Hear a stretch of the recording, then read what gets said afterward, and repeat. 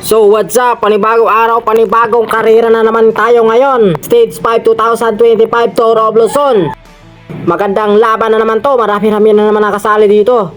John Patrick Pagtalunan, Jeremy Lizardo, Ronald Oranza, John Paul Morales. So meron tayo bumabanat dito sa harapan. Junel Carcueva ng team Drive Hub. Ito na, bumabanat na sa harapan. May nakasunod kaagad na pito sa kanya sa likuran. Dalawa rin na naghahabol. So ito na yung ating breakaway. Naslim nito hinahatak. 10 riders na dito sa breakaway. Jeremy Lizardo, Joseph Abiñar at dalawang Team Malaysia, Nicole Pareha, Mark Ryan Lago ang kasama dito sa breakaway. So ito yung ating peloton.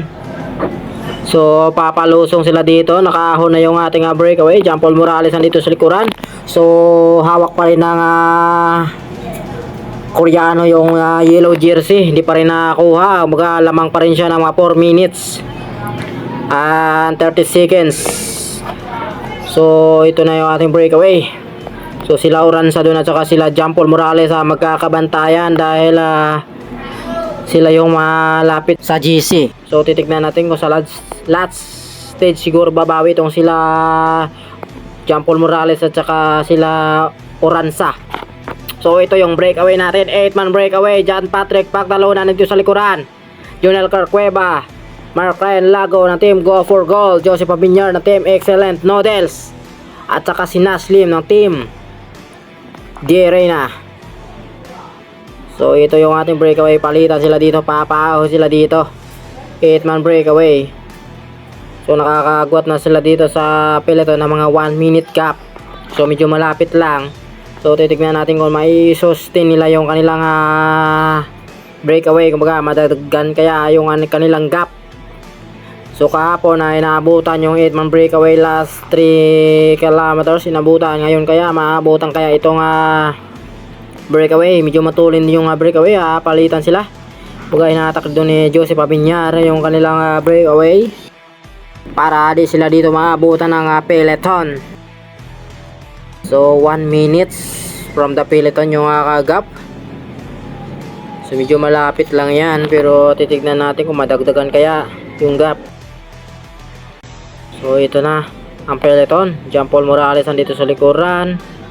So nadagdagan yung kanilang gap, 1 minute and 30 seconds. Nadagdagan ng 30 seconds yung kanilang gap ng breakaway dito mula sa main peloton.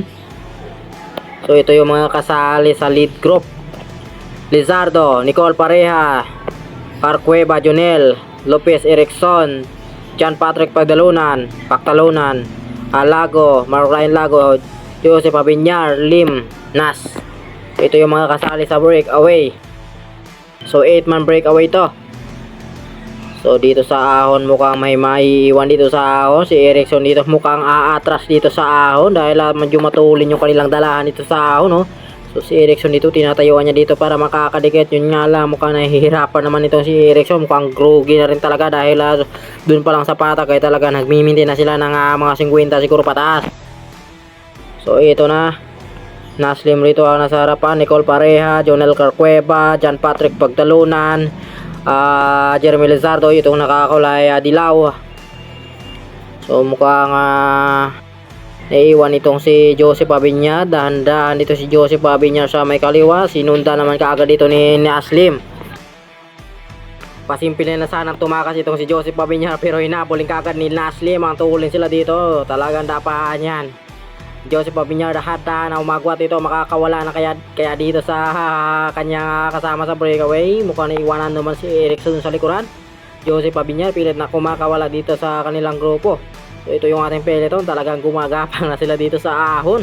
Talagang patyagaan. John Paul Morales andito sa likuran, yung nakakulay pula. So talaga patiisan to sa ahon. So marami pa rin riders itong nasa peloton. So patuloy pa rin sila dito naghabol. Hawak dito sa harapan ng mga Koreano. Wala nang gustong patakasin dito sa grupo dahil lamang sila sa oras. Kaya kumbaga kinukontrol nila. So mga sa unahan, yung mga nasa unahan sa breakaway ay medyo malayo naman sa GC. Kaya hinayaan lang muna dito ng mga Koreano na lumayo dahil malayo naman sila sa GC. So binabantayan nila dito ay sila Oranza at sila Jampol, yung mga malapit sa GC. So ito yung ating breakaway na Slim rito, na-attack. Ang tuloy yung kanilang palitan.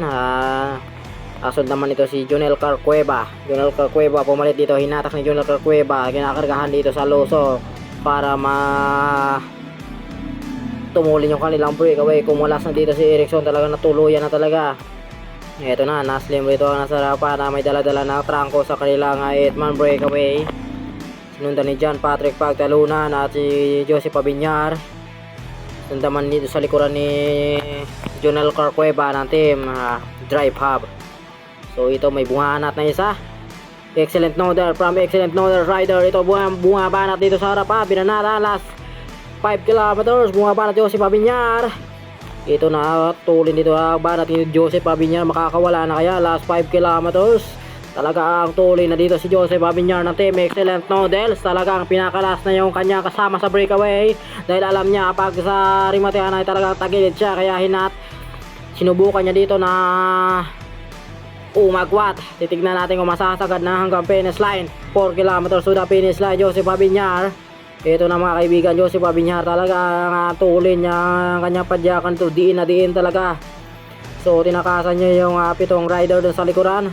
Joseph Abiñar going to the finish line na tayo. So medyo malayo na yung gap.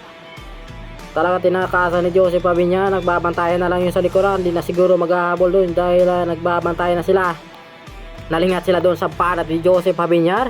Pasimple galing sa likod, biglang inangatan sa kaliwa. Talagang nakawala itong si Joseph Abiñar. So going to the finish line.